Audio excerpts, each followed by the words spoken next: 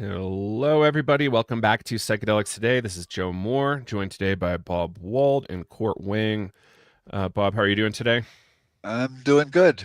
Getting a lot of Yeah, things done. So, yeah, feeling good. outstanding. Outstanding. And Court? Doing all right, Joe. Just looking at the sweep of stuff that we're trying to accomplish right now, and we've got good bits of news going on. I got a bit of a confidence, or let's just say moral boost yesterday. So yeah, things are okay. Great. So, today we're going to talk about two things. We're going to talk about the somewhat recent Clusterbusters conference in Dallas. And Bob, you're the executive director and founder over at Clusterbusters. So thanks for that. And we're also going to talk about the Psychedelics and Pain Symposium coming up this weekend. Court, am I right that it's Saturday and Sunday? Saturday and Sunday, starting at 11 a.m. both days Eastern, and going on till about 6 or 6:30, depending on how many panelists we have each day. Outstanding. All right. So let's dig in. Bob, can you give us a super high level what is Clusterbusters and what was this conference? Okay, so yeah, I'll give you the quick take on what we've been doing for 25 years. So, I founded Cluster Busters really back in the late 90s, getting online, which was a new thing back then, and meeting other cluster headache sufferers, of which I have been one for over 45 years now, um, and formed Cluster Busters to push research forward for treating cluster headaches and all headache disorders, actually, because there was no research at all going on for cluster headaches. Um, Even demographic studies are decades old still. So that was our main push, was to get research started. And one of the first areas of research that we wanted to get working in the labs was for treating cluster headaches with psilocybin and LSD, because we were, as a patient community, experimenting ourselves after one gentleman in Scotland just came and asked the question of, does anybody have any information on the possibility of LSD maybe treating cluster headaches? Um, and he mentioned that because his clusters didn't start when they were usually starting in the fall of every year. And the only thing he could figure out that he had done differently leading up to that was he had recreationally done some LSD a couple of times, going to concerts and things, and then his cluster cycle did not start. So some of us started to experiment using psilocybin because access to LSD was almost impossible for most of us, and we could grow our own mushrooms, and started becoming citizen scientists and finding out how well it worked. And we got our first research study, published out of Harvard in 2006, and have been trying to push that research forward ever since. Um, and while we've done that, we've built an incredible community of cluster patients and their caregivers, and a lot of doctors and healthcare professionals that were interested in helping us. Um, and This past a couple of weeks ago, we had our 20th anniversary conference, patient conference, um, in Dallas, and we're still growing. And this one was the largest conference we've ever had as far as attendance, and offering CMEs. We had a lot of doctors there, um, collecting um, education credits, and a lot of interested sponsors, a lot of companies and organizations looking at different types of new treatments for cluster headaches. So after 20 years of conferences, it was our biggest and our best. And yeah, it was For those watching incredible the to video stream, I just threw up a conference. photo. Wow. Yeah, Yep. that's pretty good, Bob. Yep, that's most of our group there that yeah showed up for the photo rather than going outside to have a cigarette, which most of our conference goers do that. About 80% of people with cluster headaches smoke cigarettes. So when there's a break in the conference, most of them run right outside to find a area where they can smoke. But yeah, that's most of the group there. So it was an incredible event. So yeah. Well, thanks for that, Bob. It's amazing that you've been able to do this, and just really, really great to see it grow and continue to flourish. And there was even a book written recently on you, Psychedelic Outlaws. yes. You and Cluster Busters and the whole drama, right? It's Oh boy, yeah, it's yeah, been quite a past couple of decades. yeah, Yeah, Psychedelic Outlaws is it was a good title for the book. So yeah, we've there's a few outlaws in there, and finding all the gatekeepers between somebody having a good idea and trying to get that idea out to patients is very difficult, and there are a lot of gatekeepers standing in the way. So yeah. Court, I heard you had some involvement in the conference this year.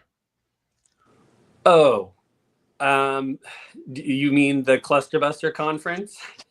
Right. Yeah, I just got blindsided last night by Bob and the board of directors for Clusterbusters telling me I was given a Educator of the Year award for Clusterbusters on promoting the science and advocacy behind cluster headaches and other pain conditions. Was not expecting that at all.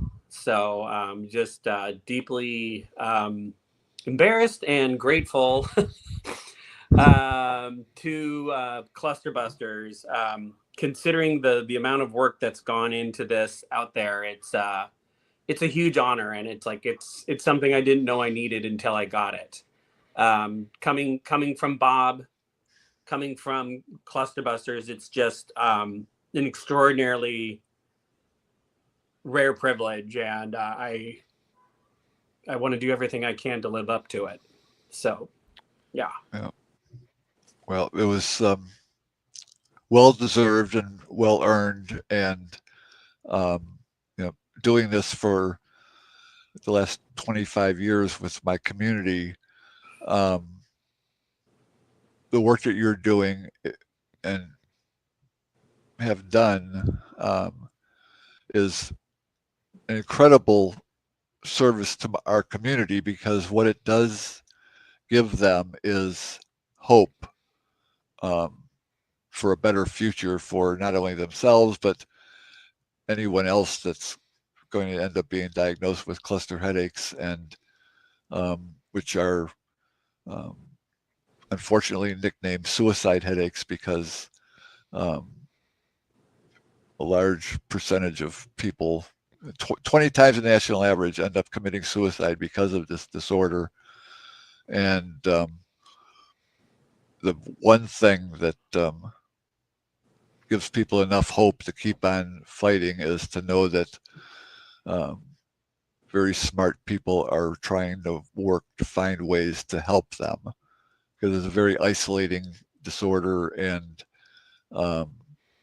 they really feel like they're on their own until they meet the community and meet all of the people that are really working hard to find them some relief. So it's incredibly important work that you're doing, and probably don't even fully understand the impact that your work has for our community. So thank you very much. If it weren't for your community having done all the research and advocacy that they've been doing. And as I said, holding the beachhead for this entire time, it would have been almost impossible to take the insights I had post dosing at NYU and bring that forward and say, hey, this would absolutely be impactful for CRPS, complex regional pain syndrome, or phantom limb pain, or fibromyalgia. There would be no credible scientific basis for making that statement if it weren't for you guys, and it's because pain is a singular motivator, as I've often said, it drives people into action. Otherwise, what's the alternative? And when I go out and I work with clients or talk to communities that have these severe conditions, and we know what it does to people's will to live and the sense of demoralization and the utter hopelessness that can be going on. And I say, look at all of these folks. Look at what they've done. Here's the science they've established, right? Here's what we now know with the modern data troves around psychedelics for conditions like PTSD or depression or eating disorder, right? All of those, this is why they're responsive. These are the mechanisms of action. But did you know those are the very similar mechanisms of action for how chronic pain is generated? They have this moment of realization that maybe doors that they thought were shut aren't.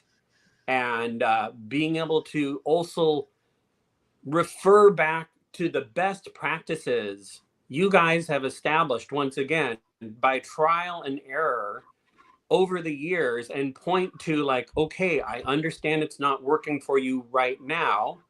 We know that from the cluster community. Just saying that alone is enough to give them reassurance that, it may not be a straight line, but there is a way forward. And like the person I'm working with right now, very, very severe CRPS that resulted in a leg amputation, which then turned into phantom limb pain, which was very similar to the scenario and outcome that was going to happen to Lynn Watkins, who is our CRPS case study, right? They were ready to take her toes off. That's what happened to this person. But being able to say, look, there's Joel Castellanos out at UCSD. There's Albert Lynn. There's Bob Wold, right? All of that makes them realize that they are in a tapestry of treatment and response. And that sense of community pervades beyond. Yeah. What? So a little funny, but not funny. When you mentioned about the surgeries, that was actually one of the things that got me so mad that I needed to do something. It, you know, knowing people that are in any sort of pain like this, when you find something that works for them, it's like, well, I can't just, well, it helped me. I can't just go home and save my life and change my life. I need to let everybody else know about this. And I didn't know how difficult that was going to be 25 years ago, just to get the word out that this might really be helpful for a lot of people and save lives. And it's been really difficult getting it out there. And one of the things that really pushed me was at that time, one of the things that was being studied and pushed for cluster headaches was deep brain stimulation, where they were putting wires deep down into the brain, the hypothalamus, and sending electric shocks to the brain, trying to treat cluster headaches. And there was a small study that had just come out of Germany where they did this to 6 people, and only one of the 6 died from the surgery. So they thought that the risk versus reward was definitely there to do more research into deep brain stimulation. And to see my community having that on the horizon as the new treatment really irritated me. It's like for a couple thousand years now, I don't think anyone has died from eating mushrooms. You know, some of the propaganda out there would try to point out cases where someone might have done something. But, you know, it's okay to keep on putting millions of dollars into research on something that only killed 1 out of the 6 cluster patients they had. But nobody's going to put any money into researching psilocybin for treating cluster headaches. So that angered me so much that it really fueled my motivation for doing what we've done. So, yeah. Thanks for saying that. And you know, what we didn't say yet is just how painful this condition is. It's one of the most painful conditions known to humanity, and it's I don't know, what do we identify? Maybe one other that's like matching it, but like who knows? CRPS And is pretty darn close. right. So Yeah. this is something that we really just to keep our title humanity. Yeah. We gotta Yeah. really be leaning in and where is the most suffering and how can Yeah. we help address it? And it's been an inspiration working with you guys over this project to learn I more was about all of that with you. just gonna say, Joe, you know, getting the award from Cluster Busters, it's a huge honor, but I would feel guilty to not almost co-share it with you, because like I could be just sitting here talking on my Zoom account, and it's a very different thing when it's going out over Psychedelics Today and you're sharing it early and often, and, you know, lending your resources, your time and your focus to making sure that people understand that, you know, these are outside of the silo of mental health. You know, they're not single factor drugs. And honestly, you know, I'm trying to imagine what it would be like looking back 5 years, and had you not put out that initial interview with me when I came out of NYU, or lent your platform when we did the first Psychedelics and Pain Symposium. First there was the private one, then there was the first public one, you know, and Bob was part of that straight from the beginning, but so were you, Joe. And you know, the content that's sitting on your platform right now, you know, with top researchers around the globe sharing the science and their experience. It's just, it's an invaluable trove of data. And like this, you know, I remember when the first article was published, that case series on microdosing for chronic pain in Pain Journal, and we just jumped on a live stream and started reading through it. And then this weekend, one of the case studies is going to be speaking at our symposium. It's 5 years later, paraplegic, and he is still microdosing and still getting profound relief. And he's been thinking about it. He's got stuff to share. And it's just, you know, if we didn't have your credibility and what you'd established already to start reaching out to other researchers within the psychedelic field, and like finally kind of shake them awake, like, look guys, and now the conversation is turning. You know, we're very fortunate. We had our presentation at South by Southwest. You know, we had our presentation at MAPS just this past June. We're very fortunate. They're going to be releasing in the MAPS bulletin in 2 days on Friday, article we put together as a recap of that presentation. You know, it's a team effort, and trying to just highlight in people's minds that there are alternative approaches it's crucial.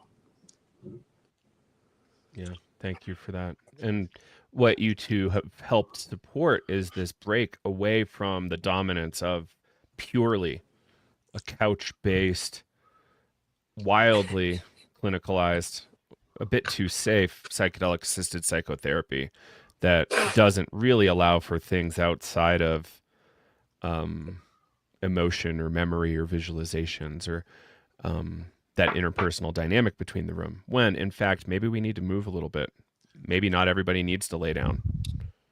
That's right. Maybe it's okay to take your medicine when you're in the park if you're going to have a situation or in the privacy of your own home. So, thank you for that, guys. And like really breaking that frame is radically important. And yeah, Bob, anything you want to mention there?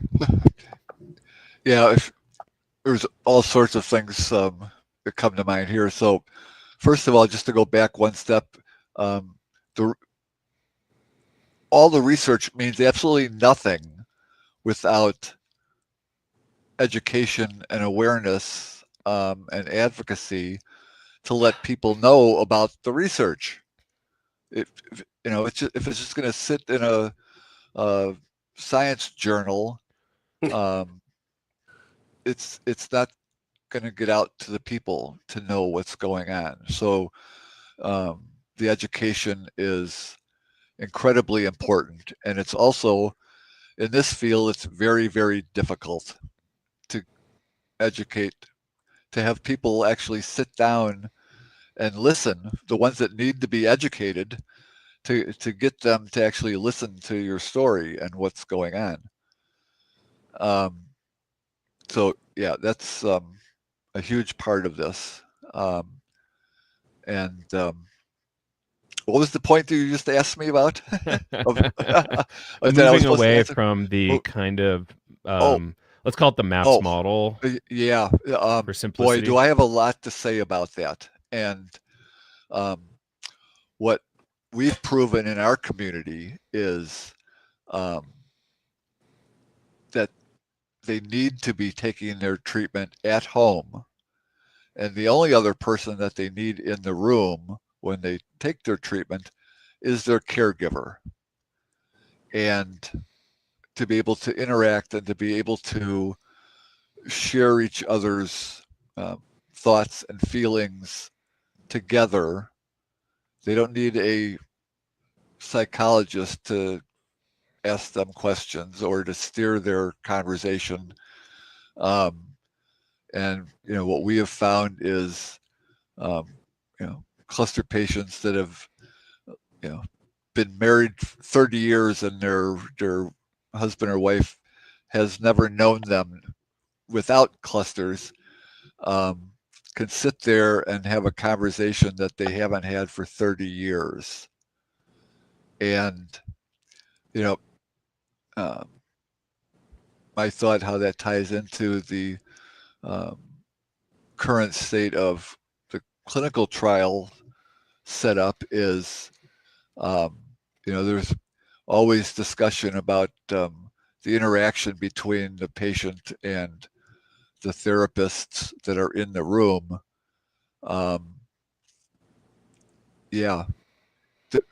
If they want to have somebody in the room that the patient may want to reach out and get a hug or share a hug with someone, it would be really nice if that person in the room was their caregiver, their spouse or their mother or their father or their brother or sister. I can't understand why that person isn't in that room during the clinical trials. There would be absolutely no question about who that patient would be getting a hug from. And the most important hug would be their caregiver. So,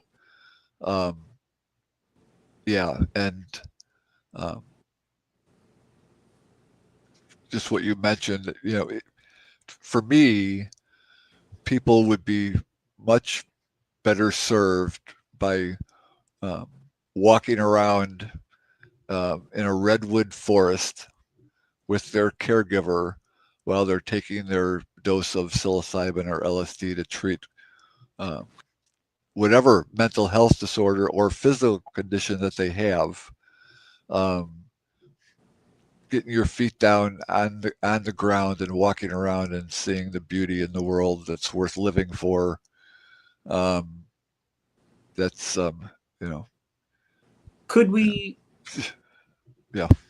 Could we highlight though that as a tension in our discussion of treatment and response across multiple conditions? Because as you both know, I was in fact in a couch-based therapeutic approach at NYU when I did psilocybin for major depressive disorder. Right, I had daily suicidal ideation. My whole body was aching in low-grade agony most of the time, and most of the work that I was doing, at least during my dosing day, was on that couch with the classic eye mask and the headphones and everything, right? But in being in close proximity with Bob and the cluster community, right? It's this, and then on the other end, there's the people that say Joel is working with, or the people that finally end up, within Remap, and there's this very large spectrum of like, people with what seems to be a mostly biological basis for their pain, like cluster headache, right? Trusted caregiver with a low dose, which is what's characterized by cluster headache treatment, right?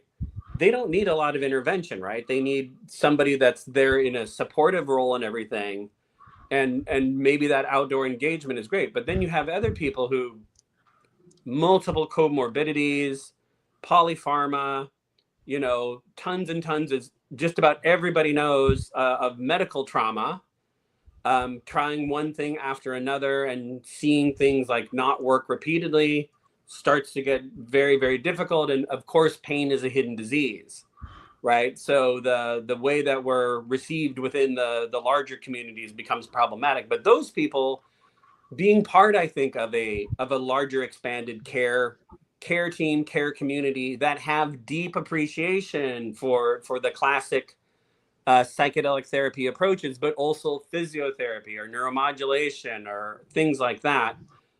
I think it's a balance overall of if one size truly does not fit all, right? How do we prepare those clinicians to receive their patient where they're at, and we're hoping to have a nice discussion about that this weekend at the symposium, with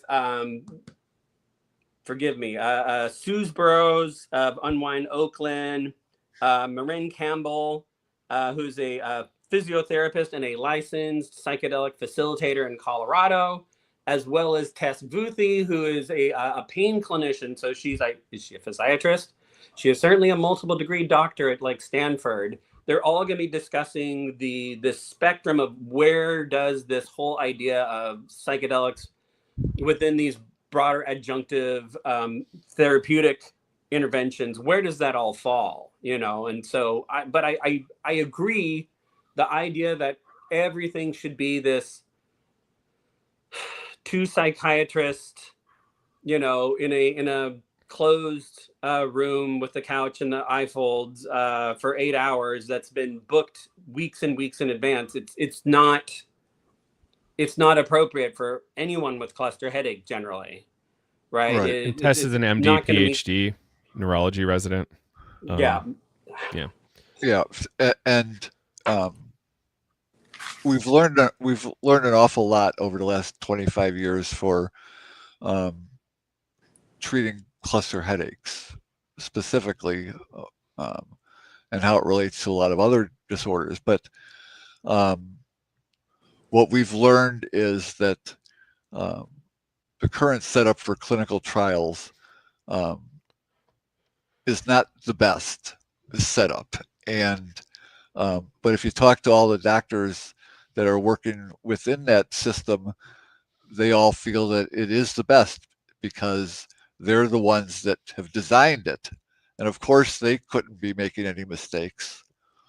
But what we've learned is that, um, you know, as we bring more and more doctors into our conferences and meeting with our community, um, what we've learned and what we're teaching other physicians is that you don't just need to learn about cluster headaches. You need to learn about the cluster headache patient. And every patient is different. So, um, whatever parameters that you have set up in your randomly controlled trial, um, you may be able to find the average good treatment, but if you were able to make some little adjustments, you might be able to actually help a lot more patients. But that takes looking at each individual patient and taking into account a lot of things. What we've learned with that even the low dose um, that headache disorders usually take um, in comparison to uh, the higher doses that are commonly used for some of the mental health disorders is that um, the doses that people are using at home to treat their cluster headaches are also large enough to treat a lot of their mental health issues. Um, what is finally being discussed after we keep bringing this up year after year is that um, most people with chronic pain, severe, similar to clusters or other disorders, um, they end up with something that's called complex post-traumatic stress disorder. And they finally put a name on it, and it's complex because they aren't living with post-traumatic stress from something that happened, a bomb going off 15 years ago next to their vehicle in Afghanistan. Um, that bomb is going off 3 times a day um, for people with clusters and other chronic pain conditions. These are traumatic events that chronic pain patients go through, and they're having to not only survive that one episode, but they survive the fact that they know that there's going to be another one really soon, or that tomorrow I'm going to wake up and I'm still going to have this phantom limb pain. That's a traumatic event to wake up to every day. Well, what we've found is that even at the low doses that people with clusters use once every 5 days to start out with, is enough to treat their complex post-traumatic stress disorder at those lower doses. And um, taking a test for post-traumatic stress, people that are using psychedelics to treat their cluster headaches no longer are in the diagnostic range. They're basically cured of their complex post-traumatic stress disorder. If the scoring range is around 30 points, um, cluster people that are using psychedelics are scoring in the 15 range. And if they're not using psychedelics, they're scoring in the 70 to 80 range. They're more than double a diagnostic range for post-traumatic stress disorder. And they're treating that with low doses. They don't need 2 psychiatrists in the room. All they need is their caregiver. That's it. And to sit there and have a chat with their caregiver and have a long talk with their mother or whomever their caregiver is that they haven't spoken about. Chronic pain can be very isolating. People with clusters don't want anyone to see them going through an attack because they know how devastating it is. So it's embarrassing. They don't want to put their caregivers through that. They certainly don't want their kids to see them, rolling around on the floor, banging their heads on the floor for an hour until somebody has to call the 911 to get somebody to take dad into the ER because his head is blowing, flowing blood. So it's very isolating. People hide and don't want to talk to anyone else about it. They're tired of trying to explain what kind of pain they're going through because nobody can really understand it unless they've lived that pain themselves. So, and there aren't any words in the English dictionary, anyways, that properly describe the pain that these people are going through. And it's not just cluster headaches; it's a lot of chronic pain. Chronic pain causes mental health disorders in, I don't know, 50% of the people that suffer chronic pain. They have to deal with depression or post-traumatic stress or anxiety issues. And, it's the pain that's causing those issues. It's not the issues causing the pain. If you treat a vet's pain properly, you're probably also going to treat his post-traumatic stress that he's living with. So, yeah. Anyways, you got me off on that tangent. Thank you. It's always fun. So a few things I wanted to dig into. We have a symposium coming up. Court's been curating this conference for years, and PPA has been supporting for a few years now too. And it's something that I've been helping with for a bit also. Court, I just am ecstatic that is this the third one that we made it Fourth. to? It's Fourth. technically the fifth because the very first one was a 4.5-hour private invite only, where it's like literally the whole point was, can we get the researchers in the world that are working on psychedelics and chronic pain to meet and start discussing what's going on out there and potentially foster some research alliances and collaborations. That was spring of 2022. And yeah, well, we've been at this for a long time, Court. You've been at it for longer than me. I love this. I regularly say that I was in pain, chronic pain, as soon as I got out of college and got a desk job, which is interesting. And nobody could figure it out.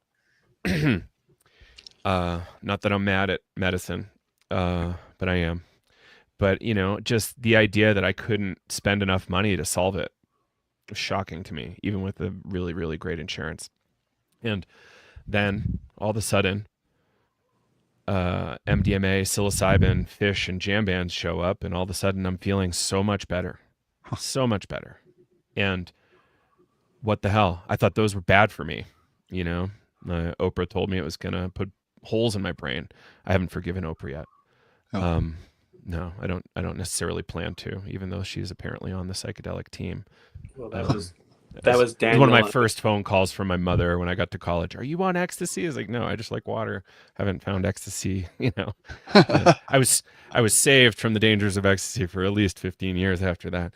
I believe that theory was being promoted by Daniel Amen at the time, pretty routinely on PBS, and like they were. Carl Hart gives it a good treatment about how NIMH and NIDA and others really just lean in because they're kind of just pro-drug war task force, and we've got to really be careful. I think Jan Ronmaker's our language. Yeah, I think Jan Ronmaker's early research was on specifically showing that what they were claiming was not the case in terms of some of the neurotoxic effects. Absolutely. Yeah. Absolutely. Carl Hart very regularly says, anytime people show you brain images, question their agenda and really question what they're actually showing and if it's true. Because with images, you can try to tell any story you want.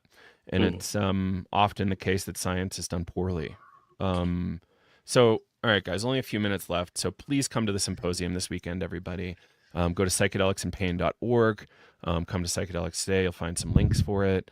And all over our socials. So please, please, please join if you can, if you want to understand this stuff at the cutting edge of science and patient advocacy and care. There's a lot going on. Court's helped publish a number of case studies in this field. I, provided only a little bit of logistical support, but happy that I could. And I just, tickled pink that I could play a role in this thing because there's so much suffering. There's so much work left to do. Final plug for me, then I'll let you guys kind of jump in. If Psychedelics Today has been helpful for you, please consider joining our community, psychedelicstoday.com/navigators.